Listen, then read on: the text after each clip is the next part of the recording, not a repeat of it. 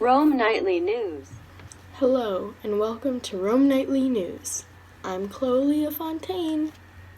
I'm Fifi Lucas. And I'm Rosette Olivier. Today, we are going to be covering the Avignon Papacy. Just to remind all of you, this started 68 years ago in 1309 when Pope Boniface and King Philip of France were having a disagreement. Pope Boniface was supposed to choose the bishops and control the church, but the king thought he should take over instead. The king was involved in lay investiture, which is where the king and the pope argue over who gets to choose the church leaders. However, Catholics believe the pope should be able to choose the bishops and cardinals. This led to the Pope excommunicating King Philip and his clergy. The king's chief minister then denounced Pope Boniface as a heretical criminal. Philip ordered his soldiers to arrest Boniface on false claims. He was held captive for 3 days while being beaten on the verge of death. After being released, he died a month later from a violent fever. This left the church without authority and a new pope needed to be chosen. Philip, however, was pushing for a cardinal that he could influence easily to be selected. The cardinal selected Clement V to be the new pope. During his term, the king had the most power because he was able to manipulate Clement V. He even convinced him to move the papal capital to Avignon, France, which was technically papal territory. However, it was still in a place where the church would be motivated by politics and not God. This is where the Avignon Papacy truly began. This was unpopular with everyone else, especially here in Rome. Unfortunately, the papal capital stayed in France for a while longer. We'll tell you all about how the capital got moved back to Rome after this short commercial break. Rome Nightly News. You think only rich people can wear these eyeglasses? We'll think again. Peasants and poor people can wear them as well. It's great. They're fun for everyone. Eyeglasses are now being made with wood and not crystal. This means you can get your own for a cheaper price, so get your eyeglasses now. Thank you for our wonderful commercial, eyeglasses. And now back to our regular programming on Rome Nightly News. Rome Nightly News. In case you missed anything, we are covering the Avignon Papacy.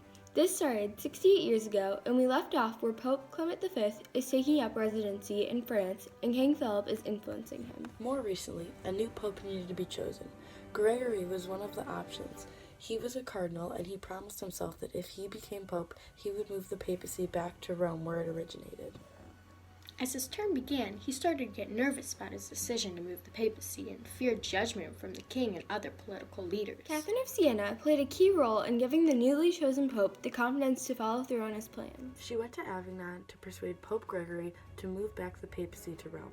He was hesitant at first, but then she informed him she was aware of his vow to God to move back the papacy. She left Avignon and later found out that the French cardinals were trying to convince him not to move to Rome. Catherine, being an influential writer, wrote several letters to Gregory asking him to help keep his promise.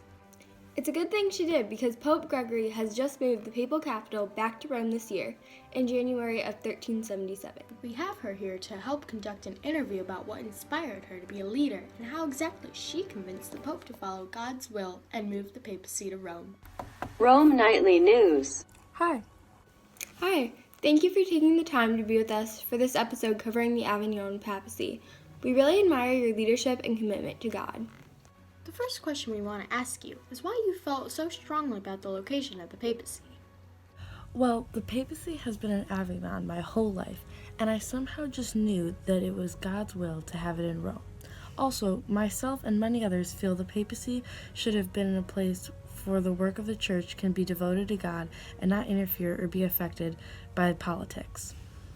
How did you go about convincing Pope Gregory to move the papal capital from France to Rome? I first went to see Pope Gregory about his future plans. When I talked to him, he agreed that Rome was the best place for the papacy. As you covered before, he made a promise to God that if he was ever to become pope, this would be something he would accomplish. However, after I left and thought he would fulfill his vow, the cardinals started to convince him that the papacy was where it should be, in France. I wrote him letters to remind him where it should be, and he should truly focus on God. Shortly after that, he moved the papacy back to Rome.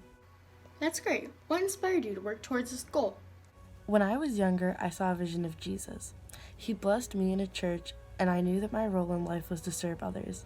Later in my life, I began to travel around caring for the poor and sick, resolving conflicts, and supporting the Crusades. The Avignon Papacy was something I felt needed help, and I know that God was the one who encouraged me and gave me the strength to use my voice. Thank you for taking the time to talk to us about your work. We greatly appreciate what you have done for the church. Rome Nightly News. Thank you all for watching this episode of Rome Nightly News. We hoped you enjoyed learning about the Avignon Papacy. Tune in next time. Bye! Bye! Rome Nightly News.